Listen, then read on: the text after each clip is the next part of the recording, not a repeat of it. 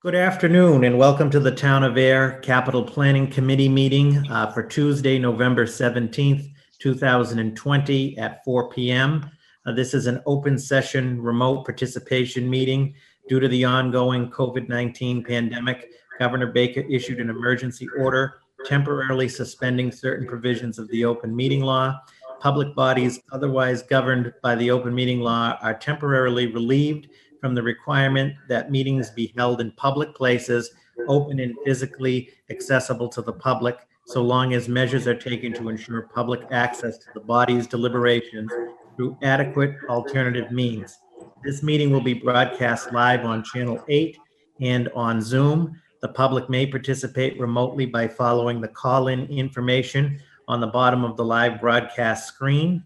For the Zoom meeting information related to remote participation, please contact Cindy Knox, IT Director at cknox@ayer.ma.us or at 978-772-8252 prior to the meeting.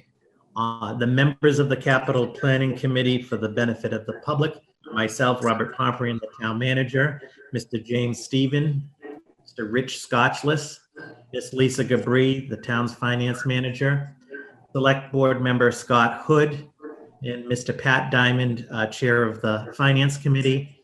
Absent is Mr. Pernard for this meeting. The agenda, just for everybody's benefit, we will go right into. The first item is a review and approval of the previous meeting minutes from November 10th, 2020, which I sent to the committee in advance. Are there any edits or changes to those minutes? And if not, would be looking for a motion to approve. Robert, this is James. I didn't see any. I make a motion that the minutes be approved as written. I second the motion. Motion made by James Stephen and seconded by Pat Diamond. I'll do roll call in accordance with the open meeting law. Mr. Stephen? Yes. Ms. Gabri? Mr. Diamond? Yes, here. Mr. Hood? Aye. Ms. Gabri? Okay, I, Robert Pomperian, say aye. The minutes for November 10th are approved. So we'll get right into the agenda that everybody has, which is to meet with the various departments as listed. The first department, and you should have all of the capital plans that were submitted, and I resent them today to the committee as well for today's meeting. The first up is a review and discussion of the FY 2020 Police Department capital request, and we have with us Police Chief Murray and Deputy Chief Brian Gill. So I think what we'll do with each department, we'll let each department make a brief presentation of their request, and then I'll open it up to questions from the committee. So Chief, Deputy Chief, the floor is yours. Thank you. Committee, I'm going to let Deputy Gill give this presentation, if you don't mind. Okay.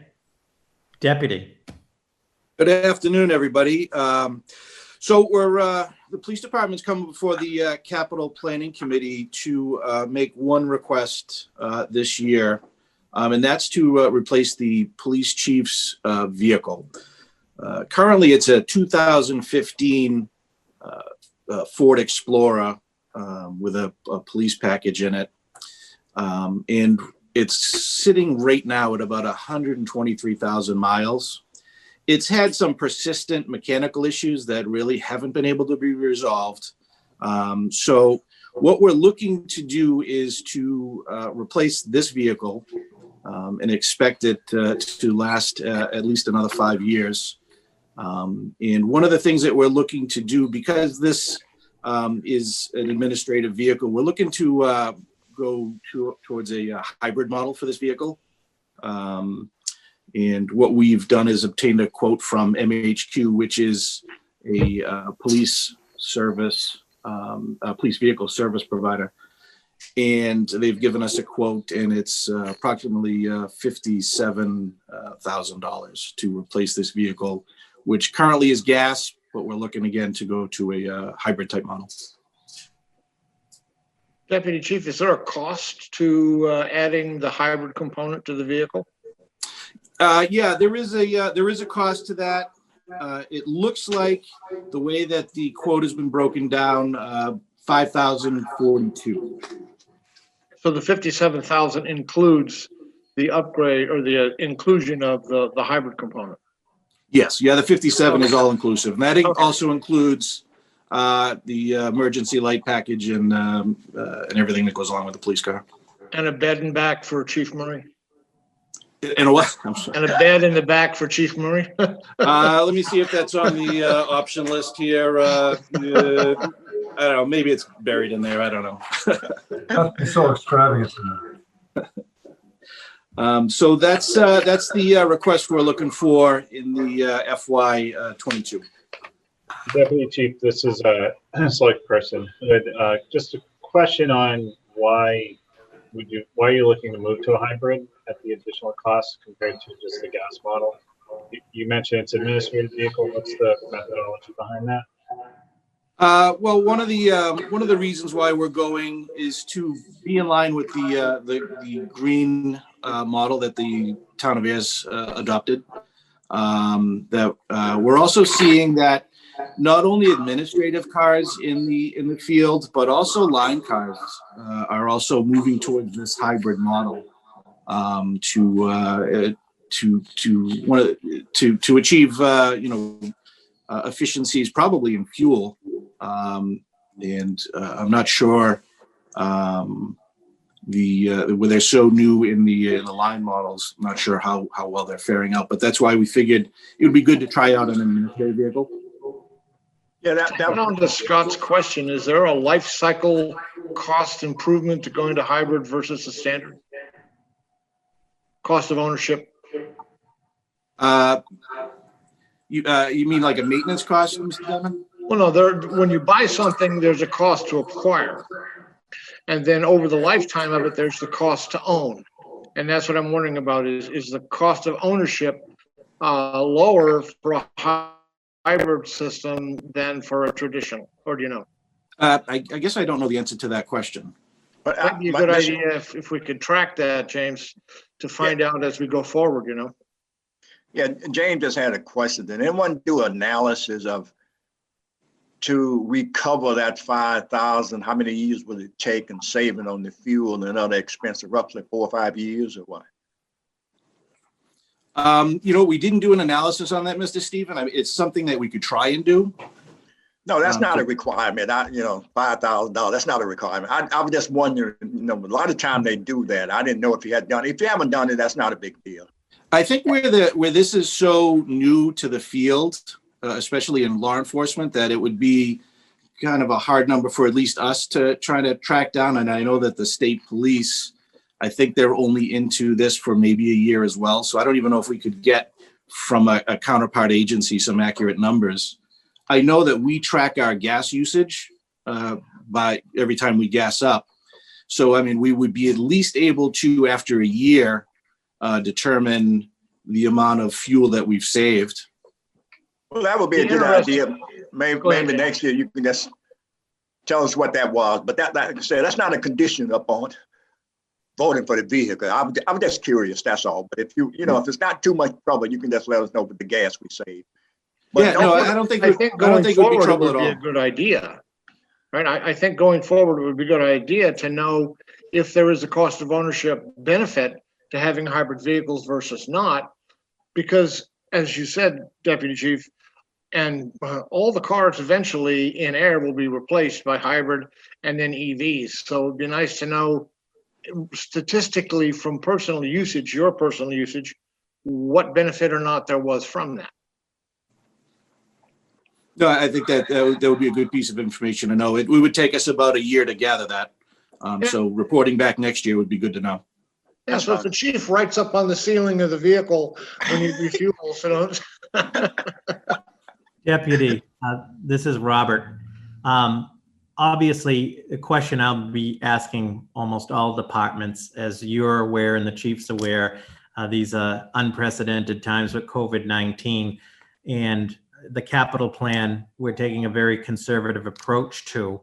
My question is, what would be the implications if this request wasn't granted? In other words, I know there's high mileage and there's these electrical concerns with the chief's vehicle, but just for everybody's benefit, what would be the impacts if this was deferred a year or if we weren't able to do this?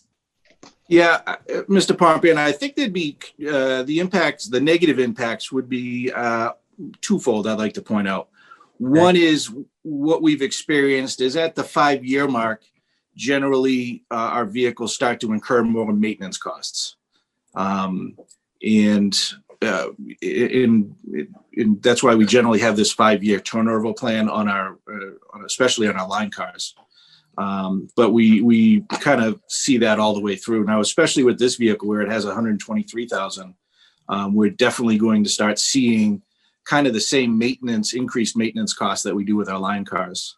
The other potential is that pushing this off a year or two could very well put us into a position where we would be maybe needing to look at having to replace 2 cars at once.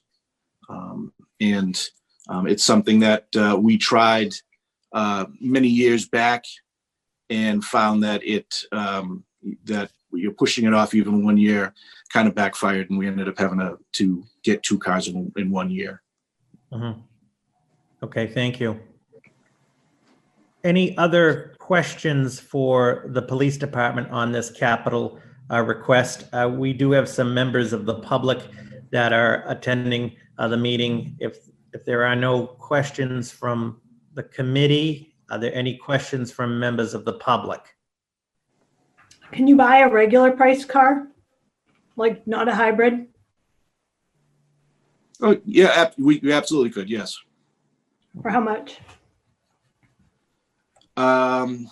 Well, just quickly, I'm going to say that this line that is 5,042 would be subtracted that. So around 52,000. Okay. Well, maybe a 10% delta. 9% actually.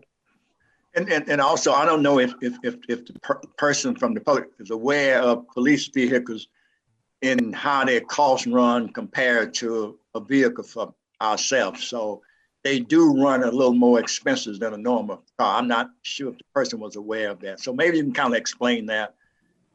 Police vehicles are more expensive. They do tend to have more expenses tied to them. They do run a bigger electrical package, and they run a lot more than a regular car. So they do tend to get a lot more wear and tear on them. And we try our best to do preventative maintenance and repairs to keep them as long as we can. But we've definitely found that a 5-year mark on a heavily used vehicle is we should be looking at a new one. Okay. Is there a plan to try and recover any of the cost of that vehicle by selling it on the secondary market? The current vehicle now? Yeah. We generally look at 2 options. One, can we use it as a utility vehicle in our current existing fleet, or do we trade? Can we trade it in towards offsetting the cost of what we have? So if you traded it in against the $57,000 new one, what benefit would that offer? Do you have those numbers?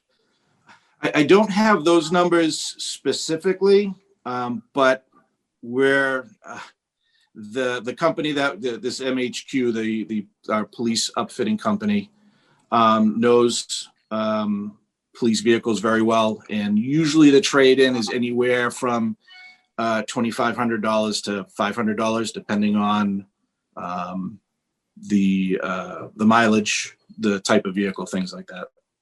So you could say reasonably that we could recover half of the cost of the change to hybrid by trading it in. That if we chose that option, yes. Okay, thank you. We'd also like the board to know, the community to know that there's a third option, and we could sell the vehicle at auction. we've seen that doesn't really garner as much revenue when we do that, but that is an option that's out there. Okay. So Robert, my point was to speak to the citizen, Sarah. There is an opportunity to recover some of the cost through appropriate disposition of the current vehicle. And I think that's important to what you're asking about. Can I just ask one more question on this? Sure. So are you Sarah, saying that the state, can you hear me? Yep, go ahead. Yeah. Are you saying that the state police just upgraded to this type of vehicle last year and like Ayer is going to be like, we're going to be doing the same thing as them the next year? I thought Brian just said, Deputy Chief Gill just said that the state police just upgraded to a hybrid last year. Yeah, so as they're replacing their cars, they're moving towards a hybrid. So they don't replace cars all at once. They're on a cycle as well. So when theirs comes up, they do replace to hybrids. We're probably not going to be the first agencies that go. There are other agencies around the Commonwealth that I'm sure have gone. Okay. And there are agencies that I know of that have gone. I'll just for confirmation purposes, Deputy Chief Gill, currently in the operating budget for the police, we always have one cruiser replacement in the standard operating every year. So it's really just the chief vehicle or these one-off vehicles that come through capital. Is that correct? It would be this vehicle. It would be the detective's vehicles, and it would be the deputy chief's vehicle. They'd be on a schedule as well. But putting it in the operating budget, they don't recur every year like the line cruisers do. Right. Sorry. Yeah, that's what I was saying. The line cruisers are replaced once a year, so we can cycle through that. So this is more of an exception to the normal cruiser. I think that it gives a good opportunity to check out the technology and see what the offsets are as we move forward, possibly looking at moving the line vehicles to a hybrid model. Be interesting to see what the first year brings if we go this route. Good I think point. that Scott, that's a good point. I think that that speaks to keeping some kind of a record of cost of a hybrid vehicle versus a non-hybrid vehicle, maintenance wise and uptime. You know, are you up 100%? Are you up 80%? What that kind of stuff to help us make decisions further going into the future about hybrid vehicles. Okay. Any other questions or any other information that the committee would like the police department to follow up with? I know that we're just doing a review and discussion of all initial requests and not taking any formal action at this meeting. No, I think the chief, both chief and assistant chief have done a good job of presenting this. Thank you. Yeah, thank you, guys. Thank you. Thank you very much. Okay, thank you, gentlemen. Okay, the next item on the agenda is the review and discussion of the FY22 Fire Department capital requests. And we have with us Fire Chief Tim Johnston. So I'll have the chief give a brief overview of his requests. Then we'll open it up to the committee for any questions. And then if the public has any questions, and we'll take it from there. So Chief Johnston, good afternoon, and you have the floor. Thank you, Robert. Hello to everyone. So the fire department this year has 3 presentations, and I'll go through them quickly, then take any questions at the end. The first one is rescue tools and lifting jacks. So what we tried to do is before we put this as a capital project, we tried to get some of this money for the tools through some what's called the AFG grants assistance to firefighters. Unfortunately, we were unable to do that, so we put this forward to the FY22. And so what that does, in a brief summary, we have some airbags that have expired a couple years ago. Airbags are used during rescue situations where they fill up and remove heavy objects off of people or things. At the same time, those only, the amount that we have right now, only for one car, for instance, where we might need multiple airbags during different situations or perhaps a tractor trailer incident. And along with those airbags, we've added some other equipment, stabilization kit, And this is all rescue stuff, most generally used during extrication purposes or say automobiles on its side. So a stabilization kit, some lifting struts, and they call them longshores. They're just tubes that, would stabilize the side of a car. So that total is about $33,007. And the benefit to the town is we're not using airbags that are technically beyond their service life. So that's a real important factor here, at least on the airbag side. And certainly, if we were not to get this, we would just continue to use the airbags that we currently have. Do you have any questions on that one? I have a question. It's relative to liability. If you were using what's called an expired airbag, for want of a better way to describe it, and it failed, and that failure caused some kind of an injury or negative effect, would there be any kind of a liability or any issue that the town could suffer from, Chief? There potentially could be. It's a matter of they reach their service life after 15 years, and I think they're 17 years old now, because they're only made out of rubber. So the manufacturer suggests that 15 years, but this certainly could be. That's why we certainly tried to go for the grant process first, which puts us a year behind on our request, but it was worth a shot. But that's why we would, at minimum, at least to get the airbags replaced. I think that's an important part. So there is no liability on us. We'd be able to replace them. Yeah, Great question. That was my question. I don't remember, did you request those bags through the Capitol before? Because I'm a little like in my pad. I don't think it's a good idea to let those things expire. I'm not trying to give you a hard time, nothing like that. No, not at all, James. Having been here with retired Chief Pedrazi, I think what we did is we thought it'd be best to try to go the avenue of the grants to kind of save a little money. So I think that's why we pursue that avenue first. And like anything, that time frame for grants, it lingers on a little bit. So as soon as we were just denied a couple months ago on this. So as soon as we got denied, we put it right on the Capitol again. All right, great. Thank you. Anything else on that one? No? Okay, the second request is for our SCBA compressor and fill station. So SCBA is our self-contained breathing apparatus. To put it in layman's terms, those are the air packs, the bottles they see on the backs of the firefighters that they wear. It's compressed air put in those.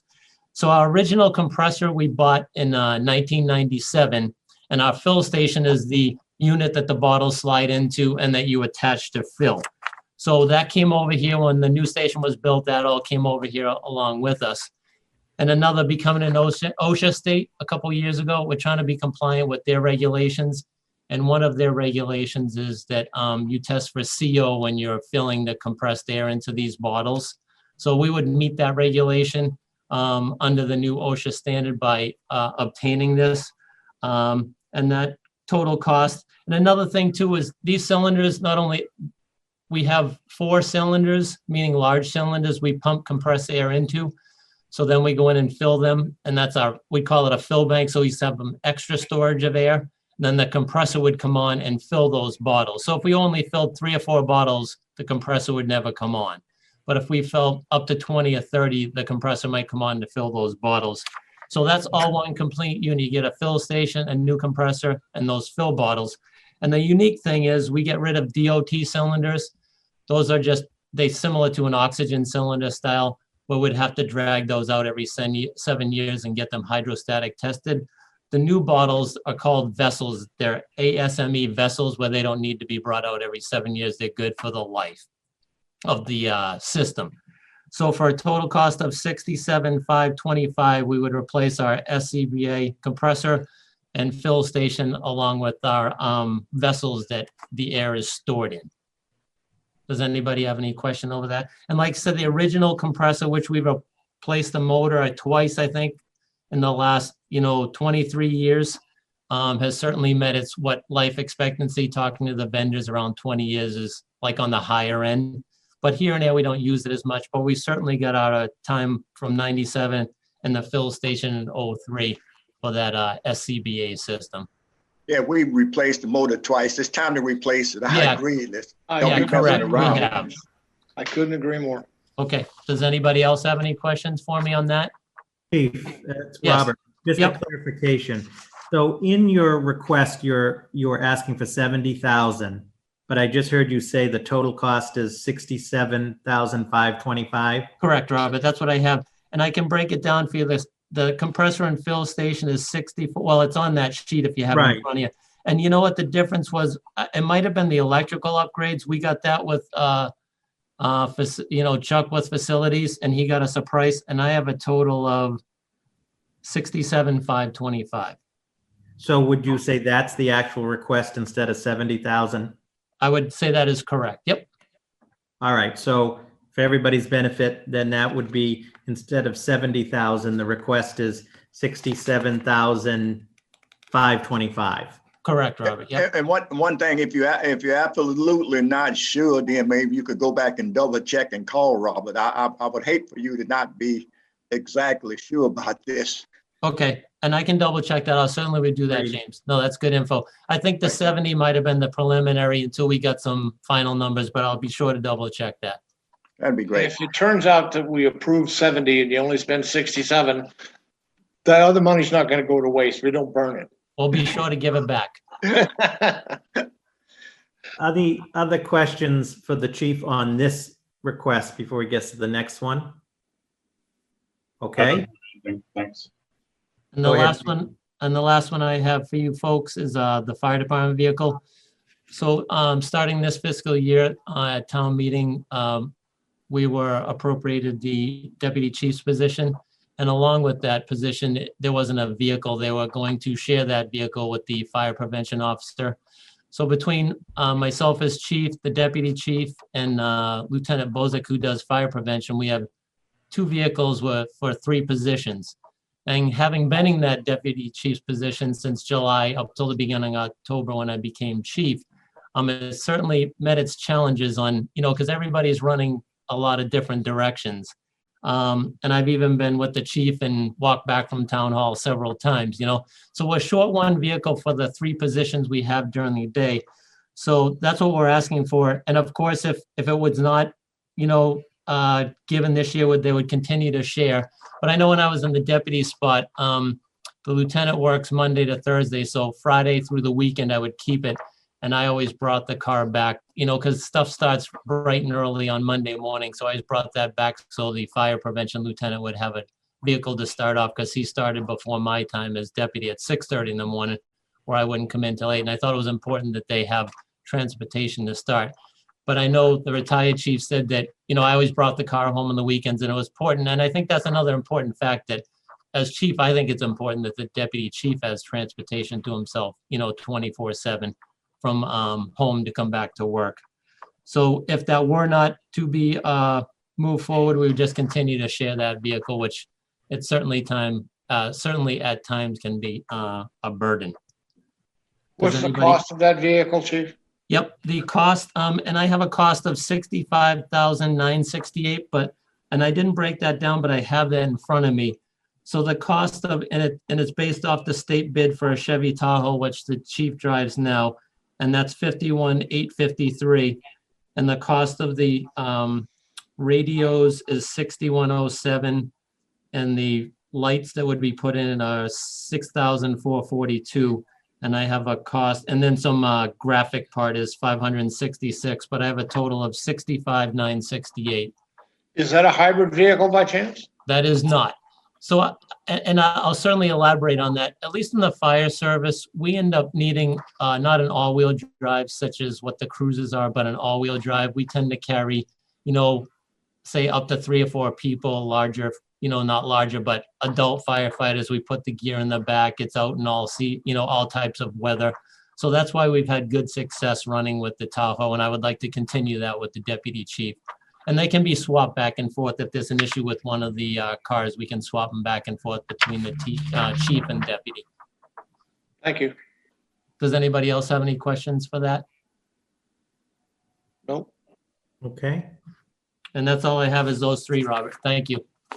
Okay, any from the committee, any other questions for the chief related to capital or any additional information that the committee would like?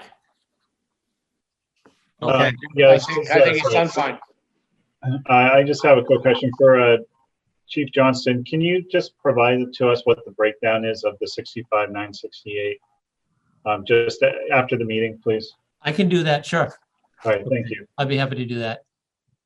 Chief, if you send that breakdown to me, I'll send it to the whole committee. Okay. electronically. And Robert, if I may, I noticed Captain Januszkiewicz chimed in. Did you have anything to add on the SCBA stuff, Jeremy, at all? Jeremy's actually a tech for the SCBA stuff, so he would have any other questions if you had on that. Okay. I don't see him chiming in, so, okay, that's all I have. Thank you. Thank you. Thank you. Chief. Okay. The next item on the agenda is the review and discussion of the FY22 library capital request. And we have on the meeting Mr. Tim Silver, who is the library director. Hi, Tim. Hello, Robert. Good afternoon, everybody. It's Hello. Hey, Tim. good to make your acquaintance, even if it is just virtually at this point. Yes. So Tim, why don't you give us a brief overview of the library's request, and then we'll open it to any questions. And I know you worked with Mr. Chuck Schultz, our facilities director, who is also on the call and who'll be up next. So go ahead, Yes, Tim. Sure. So this, the request for FY22 is $12,000 to essentially, well, hopefully, finalize a project that has been going on for a couple of years now to upgrade the first upgrade the control system for the library's HVAC.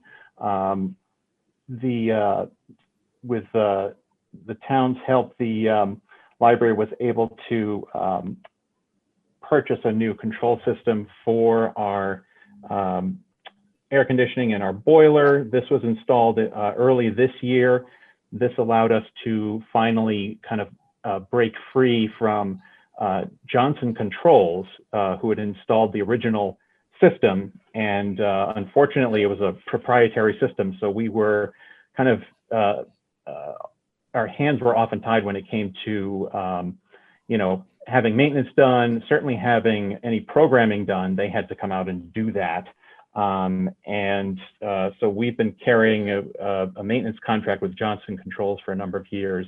We've finally been able to sort of say goodbye this year. So that's about $10,000 in savings that we're able to realize for our operating budget just going forward from here. But when the work was being done on the control system, the contractor took a look at the existing sort of valves, air handling equipment. We know we have some things that have been in need of replacement for a number of years. And when I first arrived as library director in the September of 2018, I started to address some of those, failing or failed valves and components, just using, money out of the operating budget or occasionally from a state aid fund that we have. But we know we still need to replace a number of valves that are, kind of impeding the circulation of hot water. We know that some of the air handling components are sort of worn to the level where they need to be replaced. They're not able to seal tightly enough to keep out cold winter air. Even when it says it's closed, it's not closed anymore. So, we're facing problems with maintaining some of the temperatures inside of some of the rooms. On occasion, we've actually had to turn on air conditioning in the middle of the winter to just cool down a meeting room enough to allow people to be in there without suffering heat exhaustion. So that's obviously not efficient. So our goal is to kind of finish up this, replacing the valves that we know need to be replaced, the air handling equipment, and that's will allow us to hopefully go forward and spend less on utilities down the road and have a much more comfortable and sort of controllable building for the staff and the public once we can get everybody back in there. Okay. Questions for Mr. Silva? Tim, you said you've been working with Chuck on this? Yes, that's right. Chuck sort of came to us, maybe, I think it was the year before I started with the proposal to put the library onto this Green Communities grant, to, get some money to put the new control system in. So I don't think we were successful that first year, but the second year, yeah, we got the award. The town got the award, and there was sufficient money to do the library system, and that was primarily down to Chuck and some of the other folks at the DBW. Thank you. Okay. I have no other questions. No, I'm good. All right. Questions, thank you. Okay. All right. All right, Tim. Thank you. Thank you very much. All right. The next item on the agenda is the review and discussion of the FY22 Facilities Department requests. And we have Mr. Chuck Schultz, the Facilities Director. And I know that Chuck does have some shared slides for a presentation, which I did send to the committee shortly before this meeting. So you will have them electronically as well. But Chuck, why don't you take us briefly through your presentation, and then we'll open it up to questions from the committee. Hey everybody, thank you for our meeting tonight. We have 3 items for capital requests. The first item is town hall phone and communication replacement. Second item is facilities department truck. Third item's police station HVAC repair. Could we have the next slide, Cindy? So at the town hall right now, we have a traditional landline telephone system. What we would like to upgrade to is either a host-based on-premise system or a host-based cloud system.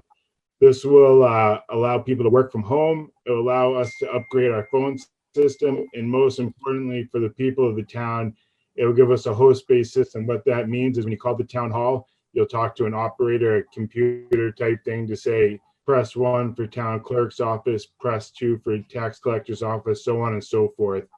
There's a little bit of upgrades we need to do to the system itself with the trunks, and that would be repaid through savings throughout the years. Next slide, Cindy. So Chuck, are you talking about putting in an IP phone system instead of the traditional? Yeah, okay, good. Yeah. So for the cost savings, if we're able to do this type of system, we'd be able to take our lines down by almost 50%. Right now, we spend a little under $400 a month for our phone bills at the town hall. If we're able to subtract the 13 or so lines, that would bring our monthly bills down under $200. And we would start seeing a couple $1,000 savings every year by doing that. And that's about a 10-year payback on the system itself. Most of these systems, if it's on-premise or cloud-based, will last about 10 or 15 years. Chuck, I have a question. Will this, because now a lot of the phone call trunking is going to be done using the internet, will this have any impact on Cindy's department having to manage the IP addressing or any of that sort of stuff? Yeah, so me and Cindy are working extremely close on it. That's she wanted to be a part of this call. I don't think it's going to drag down the bandwidth extremely, but yes, there will be impact on the IT end. Okay, thank you. Thank you. Right. I agree. Next slide, please. Oops. So just a Looks like comical Robert's picture office. of the getting an operator.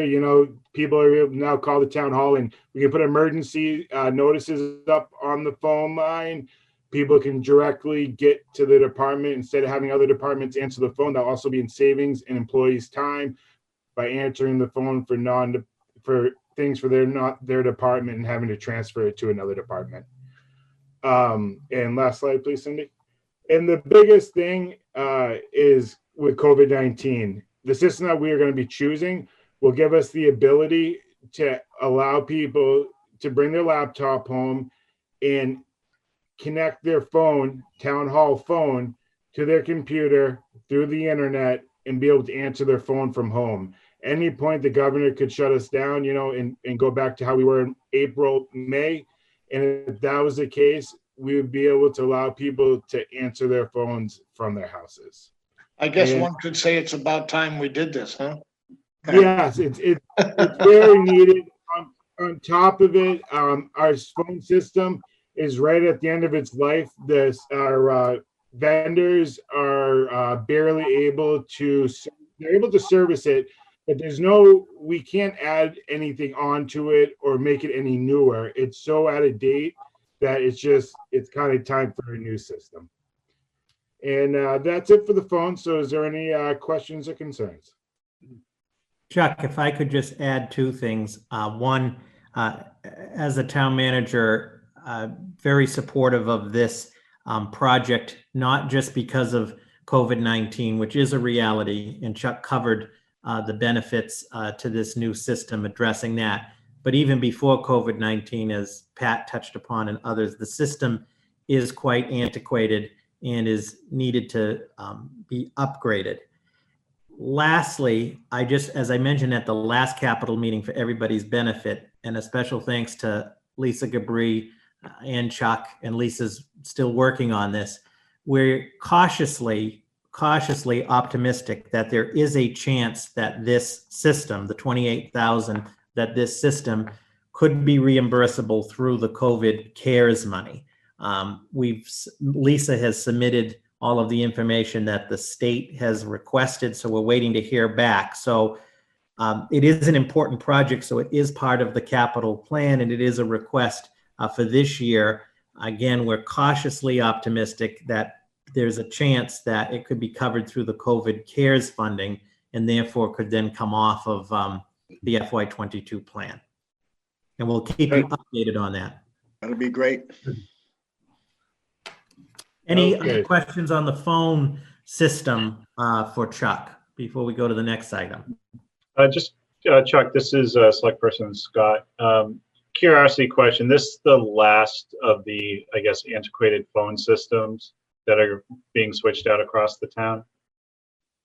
Fire station has a nice phone systems with partners that we're actually going to be talking to about doing this phone system. Police station has a nice phone system with BCM that works great for them.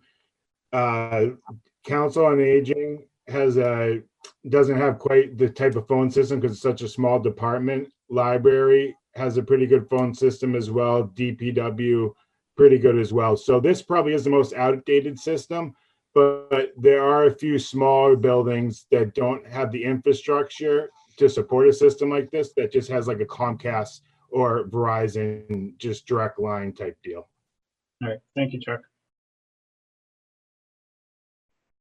Okay, Chuck, continue with your other two items. Okay, so facilities department truck. Next slide, Cindy, please. So truck facilities department would give us the ability to be able to hold materials, tools with a back bed. Currently, everything I transport with my small Chevy Cruze gets really, really difficult when it comes to moving larger items and things of that nature. Most of the time, because, as you've heard all departments before me asking for vehicles, vehicles are hard to come by. And at first it was fine just using my personal car because I would just go to point A to point B. But with the facilities department taking on more responsibility, trying to do more work in-house, it's become more difficult, and there would be a lot of benefits for the town to be able to have a truck that we could have tools on hand at all times, going building to building, and being able to get materials ourselves and things like that. Next slide, please, Cindy.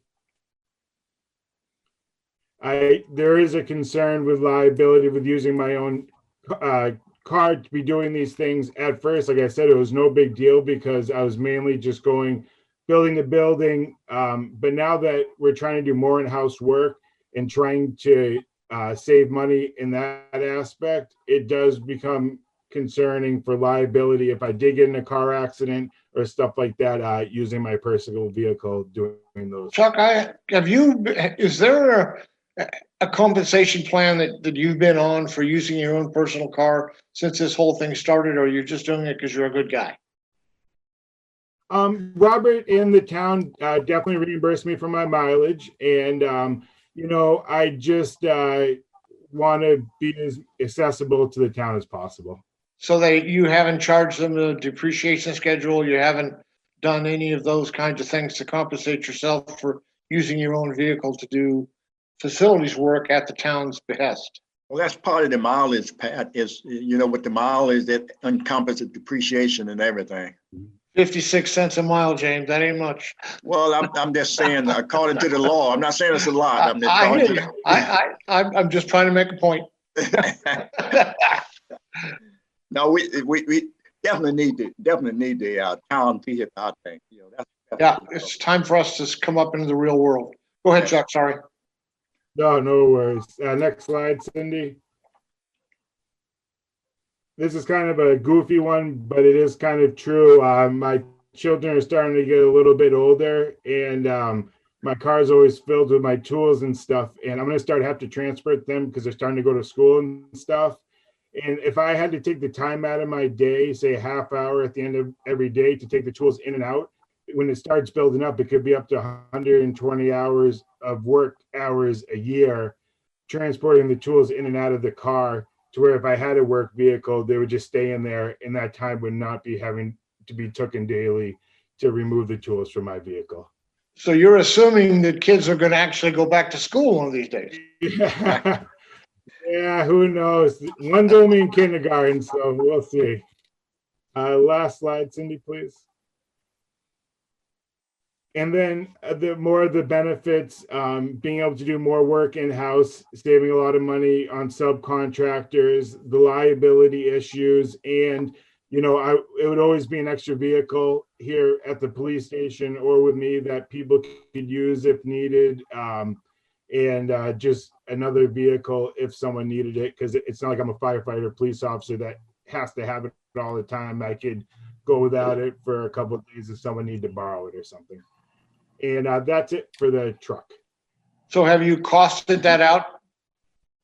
Yeah, me and Bob at the fire department sat down and we looked at the companies that the fire and police use, and we can get a nice little small pickup for about $30,000 or so, and be able to get some room to put the tools and things of that nature. And what would be the annual operating exposure for that vehicle? Insurance, gas. The gas I would fill like everyone else, and other than that, I don't believe there would be too much cost behind. But wouldn't there be liability insurance and other sorts of things associated with it, Robert? Well, Yeah. you said insurance. Right. We can get the estimate for the committee. It would, if the vehicle was acquired, it obviously would be added to the town's insurance for the fleet. We can get that info. I think it would be appropriate when it comes time to make motions and vote on this stuff, if we knew what the actual exposure was going to be. We can get that. Thank you. Chuck, this is Scott. So you're looking at a smaller pickup truck, more like I guess like a Ford Ranger type size or Toyota Tacoma, or your picture has a utility truck, which is I think a full-size pickup truck. Can you just confirm what size truck you're looking for? Yes, the ones you spoke about first, 100%. The reason I took that picture is because I liked how it had the sides that you could put the tools in. It was probably a bad picture to put up, but you're 100% right what you're saying. All right, thank you. So that. Any other questions on the truck? Nope. And to Pat's question, we will get the estimated exposure. We'll get that to the committee. Great. Thanks, Robert. Okay, Chuck, your next item. So last item, the big ticket, police station HVAC replacement. Next slide, Cindy, please. So the work that will be completed, we need to replace the six. We've brought this in 2000 FY19, if some might remember. We were looking to replace the 6 original rooftop units with new energy efficient units and possibly installing VAV boxes to the dispatch and records area, finish the installation of the HVAC controller. 90% of this funding is scheduled to go towards the 6 rooftop units. If there is any available funding, that's what will go towards the VAV boxes. The 3 quotes I currently have for the 6 rooftop units are between $120,000 and $140,000. The police station, is really unable to go without heat or cooling for long periods of time due to the new dispatch center growing and lockup area in the community room. If there was an emergency, that is the place where the town people can go for shelter and such. So it is important to keep it heated and cooled in extreme weather. Next slide, Cindy, please. So it's just a quick payback I put together. We're doing some calculations. I did a 10-year plan.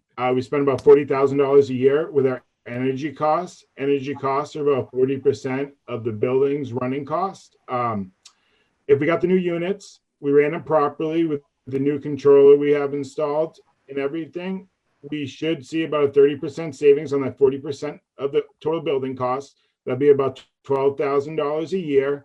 My chart doesn't show 12,000 because the efficiency of the units do go down after time. So I did it about $9,000. So at about 10 years, we should see about a $90,000 payback on running these efficient units compared to what we're currently running right now. Next slide, please, Cindy.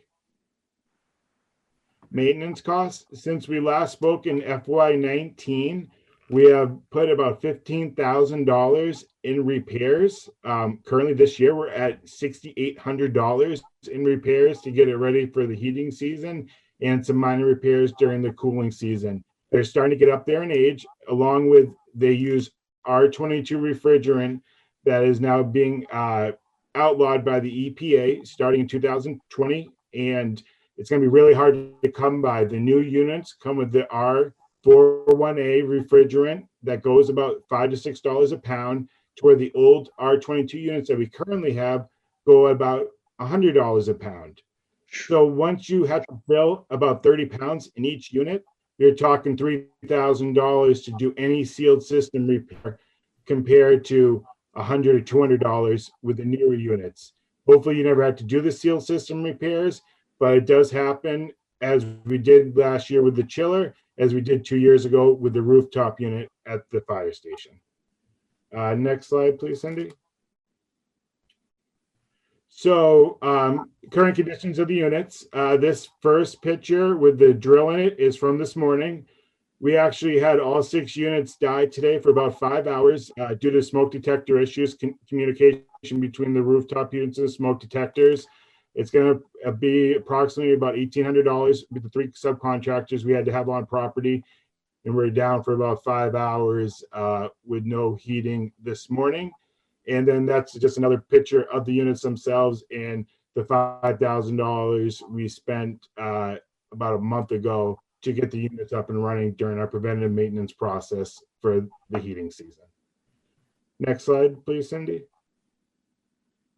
So the big reason why we should do all 6 at one time is each unit only goes for about $8,000 each. And now we're talking $140 for 6 of them. Those costs get driven up drastically due to the fact that they need to be craned up to the police station from ground level and the install cost.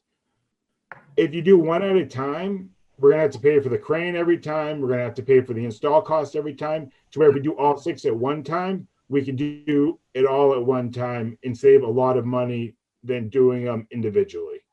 Next slide, please, Cindy.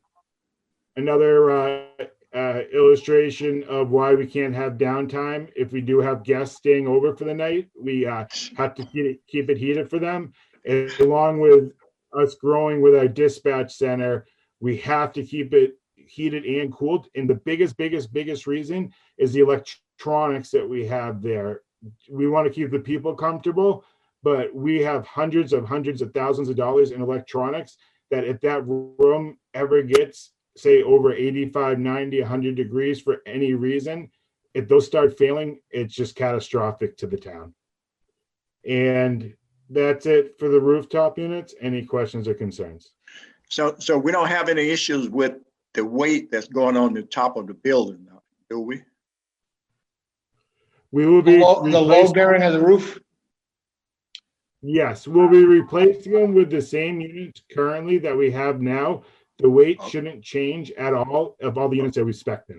Oh, okay. Thank you.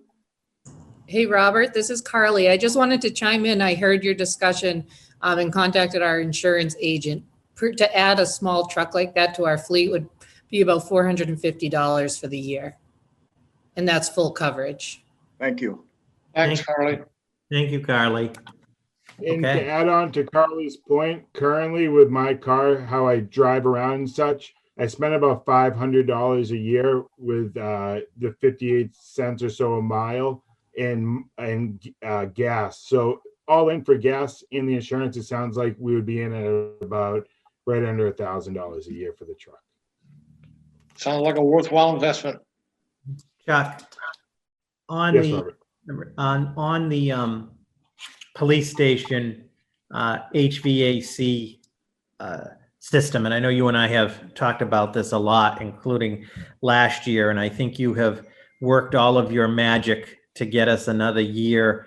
I know last year we were talking about bringing this forward, and you were able to get us another year out of it. I just wanted to add an excellent job on the presentation that the HVAC system for the police station, though a large ticket item, the town has gotten its use out of that. It's at its end life, and we're just concerned that when we move into the next season, and Chuck makes an excellent point that we are the regional dispatch center, which is housed there 24/7. So the climate control is key, and as you mentioned, also for all of the electronics, but also when we do have people in the detention cells as well, there are requirements as far as the conditions, as you mentioned. So I just wanted to add that I think that you did an excellent presentation, and I also know that we really are beyond the end of the life of the system. And Robert, haven't we talked about this 3 or 4 years, some parts of that Yes. system? Yes, we have, James. Yeah, so actually, James, to your point, I think over the last 3 years that Chuck has been with us, he's actually gotten us 3 years, if you will. But I think he's a miracle worker, but I think we're at the end, meaning this is really a critical need, I think, in terms of capital. That's my opinion. Well, Selectman Hillman was in this business, and if you remember, James, the last 2 years, he has been advocating that we do something about this before it becomes a catastrophe. So, Right. Chuck, good job. Thank you. Very good job. And But I don't thank want to give you guys out with numbers, but for say the town hall, we did a chiller and a boiler, and we were able to secure about $40,000 of grant money to do that work. At the library and the police station, we did about $150,000 in control work, and we're able to secure about 85 of that through grant money.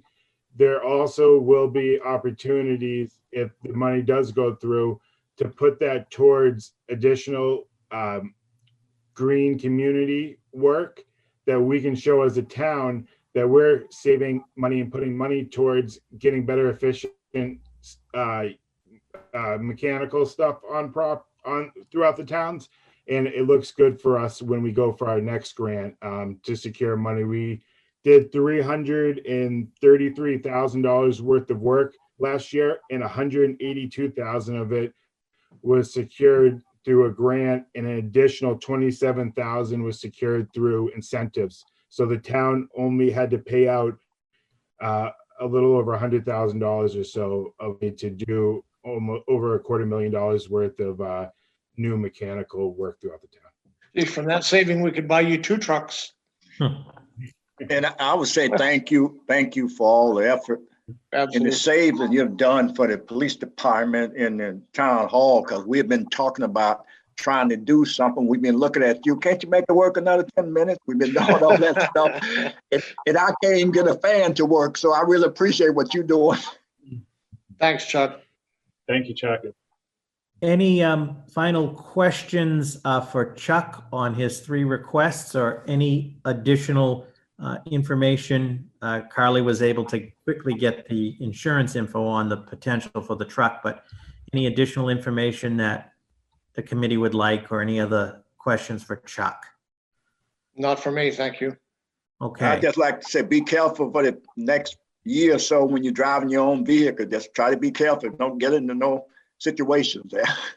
All right. So that brings us to the conclusion of the agenda for this afternoon. Oh, Sarah Withy, resident. Yeah. Hello, can everybody hear me? Yes. Excellent. I just want to say that it's very interesting to hear the comments from the residents in this meeting, Pat, James, and Scott. I've only attended a couple of these meetings in the past year, but I just want to say I have a real interest in the DPW presentation, which is coming up in December. I would love if I request that you please send me a copy of the presentation before the meeting so that I can follow along closely. Okay. Thank you.